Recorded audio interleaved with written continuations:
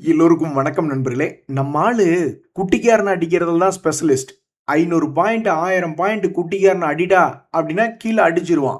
ஆனால் அதே சமயம் ஒரு 300 பாயிண்ட் 500 பாயிண்ட் திரும்பி ஏறுனா அவ்வளோதான், நீட்டிப்படுத்துக்குவான். இந்த மாதிரி வேற எந்த நாட்டிலையும் நீட்டிப்படுக்கவே முடியாது. இப்போ கூட நீங்கள் போய் பாருங்க, நேற்று விழுந்ததுக்கு ஜப்பான் மார்க்கெட் 1.5% ஏறிடுச்சு. அடேங்கப்பா, காஸ்பி 2.5% ஏறி விட்டது. ஆனால் நம்மால் யாரும் என்னை டிஸ்டர்ப் பண்ணாதீங்க, நான் தூங்கிக்கிட்டு இருக்கேன்னு வெறும் 233 பாயிண்ட்டுக்கு ஆடிக்கிட்டு இருக்கான். இதுவுமே சாயந்தரம் வரைக்கும் இருக்குமா என்னன்னு தெரியல. ஸோ இன்னைக்கு ஒரு சின்ன கெயின் என்பது கொடுத்து பெரிய கன்ஃபியூஷன் பண்ணியிருக்கான். ஆக மொத்தம் 2 வருஷமாக நாம் இருக்கிறது புல் மார்க்கெட்டா இல்லை பியர் மார்க்கெட்டான்னு கடைசி வரைக்கும் சஸ்பென்ஸ்லேயே போய்கிட்டு இருக்கு. ஆனால் உருப்படியான ஒரு சம்பவம் என்னென்னா, டிசிஎஸ் ஐடி கம்பெனிகளே அப்படியே சந்தோஷப்பட வச்சிருக்கு. டிசிஎஸ்னுடைய ரிசல்ட்டால் ஐடி கம்பெனிகள் குலுங்கி உள்ளன என்றால் மிகையாகாது. ஸோ இந்த செகண்ட் வரைக்கும் டிசிஎஸ்னுடைய ரிசல்ட்டை நம்ம ஸ்டாக் மார்க்கெட் ஏற்றுக்குச்சு. ஓகே, இந்த Q1 ரிசல்ட் உங்களுக்கு நல்லா தான், எங்களுக்கு பிடிச்சிருக்கு அப்படின்னு 1% ப்ளஸில் தான் இருக்குது. உடனே நம்ம கற்பனை எங்கே போகுது அப்படின்னா, ஒரு வருஷத்தினுடைய இழப்பு 40%. இந்த 40% திருப்பி பிடிக்கணும்னா கிட்டத்தட்ட 60 to 80% திரும்பி ஏறணும். ஸோ டிசிஎஸ் ஷேருக்கு இனிமேல் நம்மளுக்கு ஒரே வெற்றி முகமா அப்படின்றதான் பல பேர்த்தினுடைய எதிர்பார்ப்பாக இருக்குது. நண்பர்களே, நான் சத்தியமாக சொல்கிறேன், நான் இந்த வாரம் இந்த வெள்ளிக்கிழமைக்குள்ளேயே நம்ம மார்க்கெட் ஒரு 25,000 தாண்டிரும், நேராக போய் பிள்ளையார் கோயிலில் ஒரு தேங்காயை உடைக்கணும் அப்படின்னு தான் நான் நினச்சிக்கிட்டு இருந்தேன். ஏன் அப்படின்னா, எனக்குள்ள ஒரு சிறிய நம்பிக்கை. சரி, எஃப்ஐஸ் தொடர்ந்து நம்ம மார்க்கெட்டில் பணம் போட ஆரம்பிச்சிட்டாங்க. இந்த ஜூலை மாதத்தில் கொஞ்சம் கொஞ்சமாக பணம் போட்டுக்கிட்டு இருக்காங்க. அப்படின்றத பார்த்த உடனே கண்டிப்பாக நிஃப்டி 25,000 வரைக்கும் வந்துடும் அப்படின்ற மாதிரி நான் மனப்பால் குடிச்சுக்கிட்டு இருந்தேன். ஸோ சிவனேன்னு ஏறிக்கிட்டு இருந்த மார்க்கெட்டை பார்த்து நம்ம ட்ரம்ப் அவர்கள் குட்டிக்காரனை அடினாரு. உடனே நம்ம மார்க்கெட்டும் 700 பாயிண்ட் பக்கம் இறங்கி விட்டது. 700 பாயிண்ட் இறங்கிட்டு 1000 திரும்பி ஏறினா பரவாயில்ல, 700 ஏறி இறங்கிட்டு வெறும் 300 தான் திரும்பி ஏறி இருக்கு. அதை நீயே வச்சுக்க, எங்களுக்கு அதனால் பிரயோஜனம் இல்லை அப்படின்ட்டு போக வேண்டியதுதான். நண்பர்களே, இந்த நேரத்தில் ஒரு நண்பர் விஜயசூர்யா அப்படின்றவர், இனி ஆண்டவன் விட்ட வழிங்க, டிசிஎஸ் ஷேர் ஒரு மாதிரி ரிசல்ட் கொடுத்து மேல் நோக்கி வந்திருக்கு. இப்போ டிசிஎஸ்னுடைய ரிசல்ட் மார்க்கெட்டுக்கு ஓகே பிடிச்சிருக்கு அப்படின்ற நிலைமை தான். இந்த சமயத்தில் விப்ரோ ஷேர் இறங்கி கிடக்கக்கூடிய இந்த நேரத்தில் ஆண்டவன் விட்ட வழி அப்படின்னு அதில் ஒரு 700 ஷேர் எடுத்து வச்சிருக்காராம். இந்த விப்ரோ ஷேரினுடைய விலையுமே தன்னுடைய பழைய ஹையை திரும்பி பிடிக்கணும்னா ஆல்மோஸ்ட் 75%லிருந்து 100% ஏறினால் மட்டுமே தன்னுடைய பழைய ஹையை தற்போது உள்ள விலையிலிருந்து பிடிக்க முடியும். ஸோ விஜய் சூர்யா அவர்கள் இந்த விப்ரோ ஷேர் அவருடைய வாழ்க்கையில் ஏதாவது திருப்பு முனை ஏற்படுத்துமா அப்படின்னு எதிர்பார்த்துக்கிட்டு இருக்காரு. இந்த நேரத்தில் ஒரு நண்பர் சொல்கிறாரு, இப்படி 3000 குவான்டிட்டி 5000 குவான்டிட்டி வாங்குறதெல்லாம் பல பேர்த்தினுடைய கனவு. இந்த நண்பர் ஐஓசி அப்படின்ற ஷேரில் 3000 ஷேர் வச்சிருக்கார். எதுக்கு வச்சிருக்காருன்னு சொல்லுங்க பார்ப்போம்.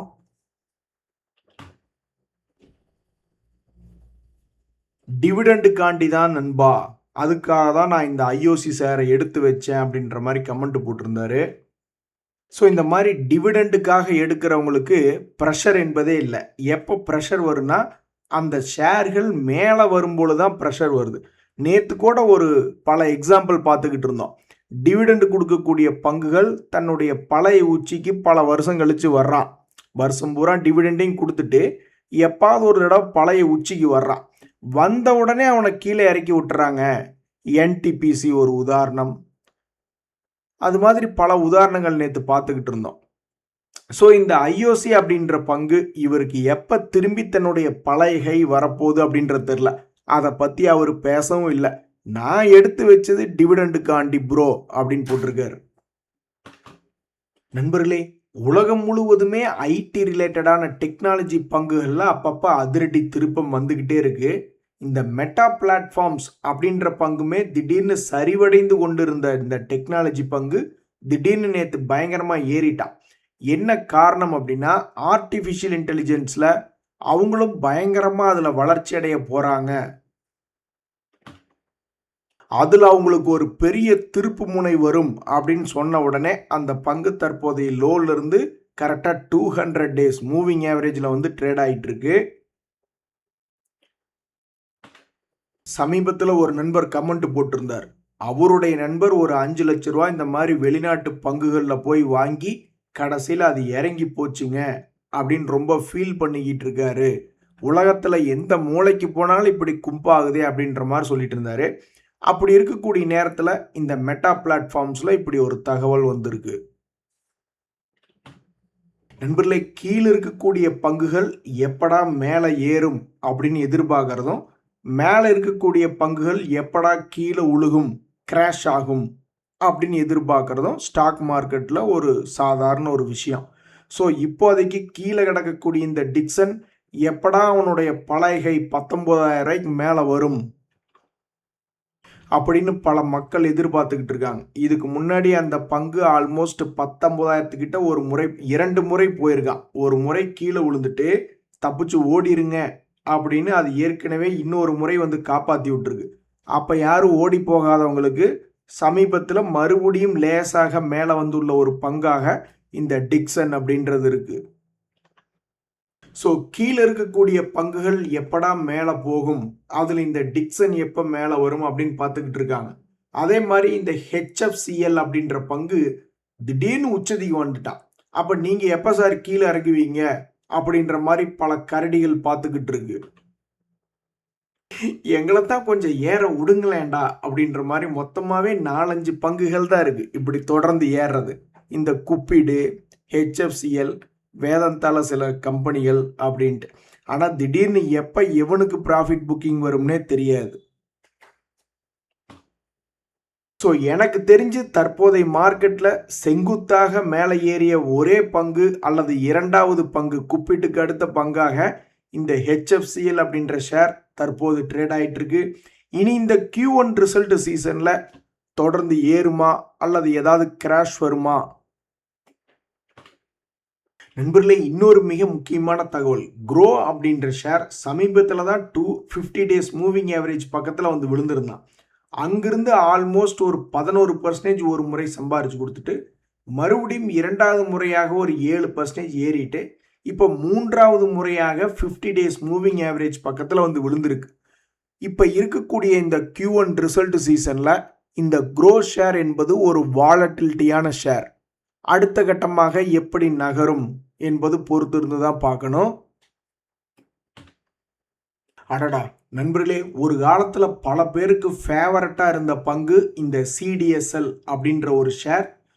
ஆனால் இப்போ பெருசாக ஃபேவரட் இல்லை. ஏன்னா பழைய ஹையை தாண்டல. பல பேர் எப்படா இந்த ஹையை தாண்டும் அப்படின்னு எதிர்பார்த்துக்கிட்டு இருக்காங்க. எப்பெல்லாம் இந்த ஷேர் லேசாக மேலே ஏறுதோ அப்பெல்லாம் எதிர்பார்ப்பாங்க. அந்த வகையில் தற்போது இன்னைக்கு 200 டேஸ் மூவிங் ஆவரேஜை தாண்டிய ஒரு ஷேராக இந்த CDSL இருக்கு. இவன் பழைய ஹையை போய் தொடுலிட்டாலும் பரவாயில்ல, அல்லது இதுக்கு முன்னாடி ஒரு 1800 வந்ததும் பரவாயில்ல. இப்போ சமீபத்தில் 2000 நவம்பர் மாதம் ஒரு 1600 வரைக்கும் வந்திருக்கு. அதை போய் தொட்டா கூட எங்களுக்கு மகிழ்ச்சியாக இருக்குமேன்னு இந்த ஷேரை வச்சிருக்கிறவங்க பார்த்துட்டு இருக்காங்க.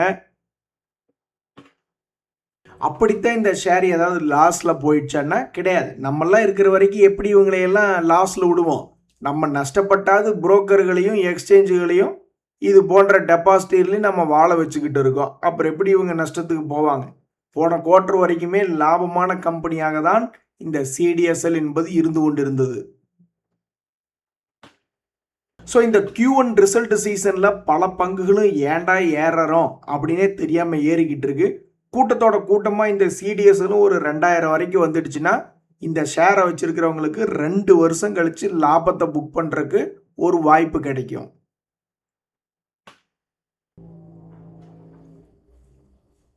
நண்பர்களே, இந்த கோல்டெல்லாம் பரிதாபத்துக்கு உண்டான நிலைமையில தான் உலக அளவில் ட்ரேட் ஆகிட்டு இருக்கு. நம்ம நாட்டில் தான் கோல்டு பீஸ் வந்து அப்பப்போ ஓவராக ஆடிக்கிட்டு இருக்கான். சமீபத்தில் பார்த்தீங்களா, இன்னுமே 200 டேஸ் மூவிங் ஆவரேஜை இந்த கோல்டு இன்னும் உடைக்கல.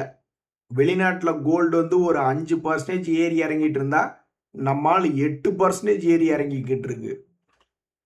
ஸோ தற்போதைக்கு நம்ம என்ன நிலைமையில் இருக்குமோ, ஏறுமா இறங்குமா அப்படின்னு பயப்பட்டுக்கிட்டு இருக்குமோ ஈக்விட்டி மார்க்கெட்டில், கோல்டு சில்வர்னுடைய நிலைமையும் அதே மாதிரி தான் இருக்குது. க்ரூட் ஆயிலினுடைய நிலைமையும் அதே மாதிரி தான் இருக்குது. அவன் பாட்டுக்கு சிவனேன்னு கீழே இறங்கிட்டு இருந்தான். போன வாரம் தான் தலைப்பு செய்தியாக போட்டேன், யார் ஏமாத்தினாலும் இந்த க்ரூட் ஆயில் நம்மளை ஏமாத்தாது, அதனுடைய வீழ்ச்சியை நம்ம அனுபவிச்சுக்கிட்டு இருக்கோம் அப்படின்னு சொல்லி பேசினோம்.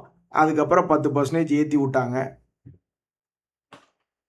நண்பர்களே, டிசிஎஸ்னுடைய வெற்றி ஒரு சிங்கத்தின் வெற்றியாக, ஒரு தலைவனின் வெற்றியாக பார்க்கப்படுது. அதனால தான் பல சாஃப்ட்வேர் கம்பெனிஸை இன்னைக்கு 10%, 12%ன்னு தூக்கிட்டாங்க. ஸோ நியூஜென் 12% ஏறி மிகப்பெரிய மகிழ்ச்சி. Zensar 14, happiest mind 6. பட் இதெல்லாம் ஒரு நாள் கூத்து அப்படின்ற மாதிரி தான். மூவ்மெண்ட்டுன்னா எப்படி இருக்கணும்னா, இந்த கல்யாண் ஜுவல்லரி மாதிரி, குப்பிட்டு ஷேர் மாதிரி, தங்கமயில் ஷேர் மாதிரி அவனு பாட்டுக்கு நிற்காம ஏறிக்கிட்டே இருக்கணும். இதெல்லாம் ஒரு நாள் கூத்தாக தான் தற்போது பார்க்கப்படுகிறது. ஏன்னா பெரிய ஆளுங்க இன்னும் விப்ரோ, இன்ஃபோசிஸு, டெக் மஹிந்திரா, ஹெச்எல் டெக்னு ஊடால வந்து யாராவது கெடுத்து விட்டாங்கன்னு வச்சுங்களேன், அப்புறம் மறுபடியும் எல்லாம் குப்புறப்படுத்திக்க வேண்டியதுதான். நண்பர்களே, இன்னொரு மிக முக்கியமான ஷேர் வந்து எல்என்டி ஷேர். அதில் வந்து பப்ளிக் ஹோல்டிங்கும் அதிகமாக இருக்கக்கூடிய ஒரு ஷேர்.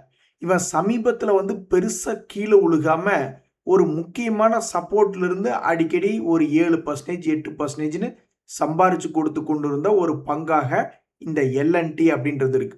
இப்போ மறுபடியும் ஏப்ரல் மாத சமயங்களில் என்ன விலையில் வந்து கீழே உளுந்து அந்த 7%, 8% சம்பாரிச்சு கொடுத்துருந்தானோ, இப்போ அதே இடத்துல வந்து இந்த எல்என்டி மறுபடி உளுந்திருக்கு.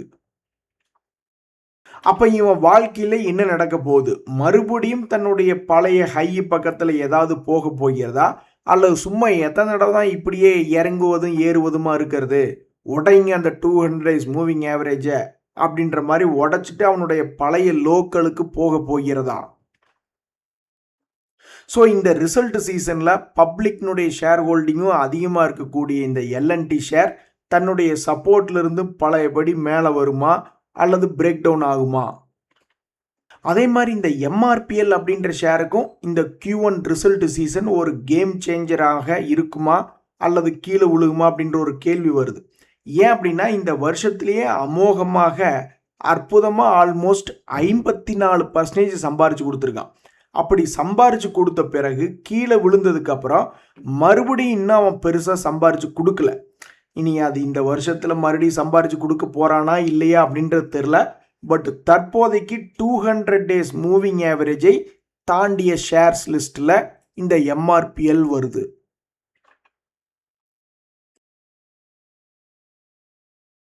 நண்பர்களே, இந்த மணப்புரம் ஃபைனான்ஸ் ஷேரில் வந்து திடீர்னு சிஇஓ ரெசிக்னேஷன் கொடுத்தது அதிர்ச்சியான ஒரு சம்பவம் தான். இது வந்து முதலீட்டாளர்கள் ரொம்ப எச்சரிக்கையாக அதை பார்க்கணுமா அப்படின்ற ஒரு கேள்வி இருக்கு. ஏன்னா சம்பாரிச்சு கொடுத்தது மறுபடியும் கீழே விழுந்துடுச்சுன்னா எத்தனை பங்குகள் நம்ம பார்த்துருக்கோம். சம்பாரிச்சு கொடுத்துக்கிட்டே இருக்கக்கூடிய பங்குகள் திடீர்னு என்னைக்காவது ஒரு நாள் கும்பா அப்படின்ட்டு கீழே விழுந்துருவான். ஸோ இந்த மணப்புரம் ஃபைனான்ஸ் என்னைக்கு 200 டேஸ் மூவிங் ஆவரேஜுக்கு கீழே போகிற மாதிரி விழுகிறானோ அன்னைக்கு தான் இது வந்து ஒரு அலாரம் அடிக்கும் அப்படின்ற மாதிரியான ஒரு தகவல். ஸோ ஷேர் மார்க்கெட்டில் காசை போட்டோம், அவனு நல்லா அருமையாக சம்பாரிச்சு கொடுத்துக்கிட்டு இருக்கானுங்க அப்படின்னா உடனே கவனிக்காமல் விட்டுறக்கூடாது. அதில் வரக்கூடிய மிக முக்கியமான தகவல்களை பார்த்துக்கிட்டே இருக்கணும். அப்புறம் என்னைக்கு 200 டேஸ் மூவிங் ஆவரேஜை உடைக்கிறானோ அன்னைக்கு அவன் நம்மளுக்கு ஆப்பு வைக்கிறான்னு அர்த்தம். நண்பர்களே, இது என்ன கொடுமையாக இருக்குது. செஞ்ச லாபத்துக்கு மரியாதை இல்லாமல் போய்விட்டது. இந்த அசாஹி இந்தியா அப்படின்ற பங்கு வந்து பார்த்தீங்கன்னா 1050 வரைக்கும் ஒரு அருமையான ஏற்றம். அதுக்கப்புறம் இன்னும் அந்த பழைய ஏற்றத்தை அவனால் தாண்ட முடியல. இப்படி இருக்கக்கூடிய நேரத்தில் இந்த அசாஹி இந்தியா அப்படின்றது 133 கோடி போன குவார்ட்டரில் லாபம். இதுக்கு ஒரு மரியாதை கொடுத்து இந்த அசாஹி இந்தியா இந்நேரம் அது புதிய உச்சத்துக்கு கொண்டு வந்திருக்க வேண்டாமா? இங்கே பாருங்க, வபாக், ஆஸ்ட்ரா மைக்ரோ அப்படின்ற 2 பங்குகள் அவங்க கொடுத்துருக்கக்கூடிய லாபம் அற்புதமான லாபம் 128 கோடி. அதுக்கு பரிசாதான் இந்தா வச்சுக்கேன்னு 1000 ரூபாயிலிருந்து 2000 ரூபாய் 3 மாசத்துல லாபம். வாடெக், வபாக் அதே மாதிரி அஸ்ட்ரா மைக்ரோவேவ் அதுவும் வந்து 800 to 1800 அதுவும் பணத்தை டபுள் பண்ணிட்டான். எப்படி? அவன் செஞ்சு கொண்டிருந்த லாபத்தை விடவும் 106 கோடி லாபம். அப்ப நான் பண்ண லாபத்துக்கு மதிப்பு இல்லையா? அப்ப நான் திடீர்னு இந்த குவார்டர்ல போன குவார்டரை விட நான் கம்மியான லாபத்தை கொடுத்துட்டேன்னா அப்ப மட்டும் என்னை கீழே உட்கார வச்சு அடிச்சு விட்டுருவீங்க. நானும் மேல இருந்து அப்படியே தொப்புன்னு கீழே உழுக வேண்டியதுதானா அப்படின்ற மாதிரி பாவம் இந்த அசாஹி இந்தியா கிளாஸுக்கு மட்டும் அது செஞ்ச லாபத்துக்கு ஒரு மரியாதை இல்லாமல் போய்விட்டது போன குவார்டர்ல. இனி இந்த குவார்டர்ல இதை என்ன பண்ண போறாங்க நண்பர்களே? அதே மாதிரி இந்த ஜிண்டால் ஸ்டில் அப்படின்றதும் பெரியாள் என்னையே அநியாயமா இருக்கு அப்படின்ற மாதிரி அதை 200 days மூவிங் ஆவரேஜுக்கு கீழே 2026 ஸ்டார்டிங்ல என்ன விலை இருந்ததோ அங்க கொண்டு வந்து உட்கார வச்சிருக்காங்க. இதெல்லாம் நியாயமா? ஸோ வட போச்சே என்பது போல பெரிய பங்கு ஜிண்டால் ஸ்டில் என்பது இறங்கி கிடக்கு. இந்த Q1 ரிசல்ட்ல திரும்பி தன்னுடைய பழைய ஹை போகணும்னா 10-20% மேலே ஏறணும். என்ன செய்யும் என்பது பொறுத்து இருந்து தான் பார்க்கணும். அதே மாதிரி சமீபத்தில் ஐபிஓவாக வந்த வேக் ஃபிட் அப்படின்ற பங்கு ஓரளவுக்கு நல்லா தான் பிக்கப் ஆகி ட்ரேட் ஆகிட்டு இருந்தான். 150 ரூபா ரேஞ்சிலிருந்து 220 போகிற அளவுக்கெல்லாம் அவனுக்கு சக்தி இருந்தது. இந்த நேரத்தில் கீழே இருந்து மறுபடியும் ஏறிடுவான்னு பல ஸ்மார்ட் மணி கான்செப்டுக்காரங்க உள்ளே போயிருப்பாங்க. அவங்க எல்லாமே சிக்கி தான் உள்ளே உட்காந்துருக்காங்க. ஸோ மறுபடியும் இந்த வேக் ஃபிட்டில் ஏதாவது பிக்கப் ஆகுமா இல்லையா? கரெக்டாக 50 days மூவிங் ஆவரேஜ் பக்கத்தில் வந்து இந்த வேக் ஃபிட் என்பது ட்ரேட் ஆகிட்டு இருக்கு. ஐபிஓ வந்த சமயத்தில் ஒரு கிரேஸ் இருந்தது, இப்போ ஒன்றையும் காணோம். நண்பர்களே, வேறு என்ன செய்திகள்னா, சந்துமா வந்துட்டியா? உன் நியூஸை படித்தாவே மைண்ட் ஒரு ரிலாக்ஸ் ஆகுதே. சந்துமா வாங்க வாங்க அப்படின்ற மாதிரி இந்த சந்துமா வந்து டிவிடெண்ட் கொடுக்கிறார்கள். அதுக்குண்டான ரெக்கார்ட் டேட் 12 ஆகஸ்ட் 2026. இதே மாதிரி தான் பாரதி ஏர்டெல்னுடைய அறிவிப்பு வந்திருக்கு. அதனுடைய ரெக்கார்ட் டேட் என்பது ஜூலை 24, 2026. இவங்க பாருங்க எப்படி ஒரு ப்ரெசன்டேஷன் கொடுத்துருக்காங்க. சாதாரண ஒரு இன்டிமேஷன் தான், சும்மா அப்படியே டைப் அடித்து வண்டையே 4 பேராகிராஃப் எழுதி தரக்கும் ஒரு டேபிள் காலம் போட்டு ப்ரெசன்டேஷன் பண்ணுறதுக்கும் எவ்வளவு சூப்பராக இருக்கு பாருங்க. ஸோ கரெக்டாக 200 days மூவிங் ஆவரேஜ் கிட்ட ட்ரேட் ஆகி கொண்டு இருக்கக்கூடிய இந்த சந்துமாலில் ஏதாவது பிக்கப் வருமா அப்படின்ற ஒரு கேள்வியும், அதே மாதிரி பாரதி ஏர்டெல்லாம் ஏற்கனவே ஜியோ பிளாட்ஃபார்ம்ஸ் இந்த வருஷத்தில் ஐபிஓவாக வரும் என்பதால் அது ஆல்ரெடி ஃபோக்கஸில் இருக்கக்கூடிய ஒரு செக்டராக தான் இருக்குது. அதுலேயும் டிவிடெண்ட் என்ற தகவல் வந்திருக்கிறது. சரி நண்பர்களே, இன்னைக்கு டிசிஎஸ் ஷேர்னுடைய ரிசல்ட் வந்து அந்த ஷேர் வச்சிருக்கிறவங்களுக்கு பெருசாக பிரயோஜனம் இல்லை. ஆனால் வேறு சில சின்ன சின்ன ஐடி கம்பெனி வச்சவங்களுக்கு இன்னைக்கு ஒரே நாளில் பம்பர் லாட்ரி பல்வேறு ஐடி பங்குகள் 10% மேலே ஏறிவிட்டது தான் ஒரு மகிழ்ச்சியான தகவல். நன்றி, வணக்கம்.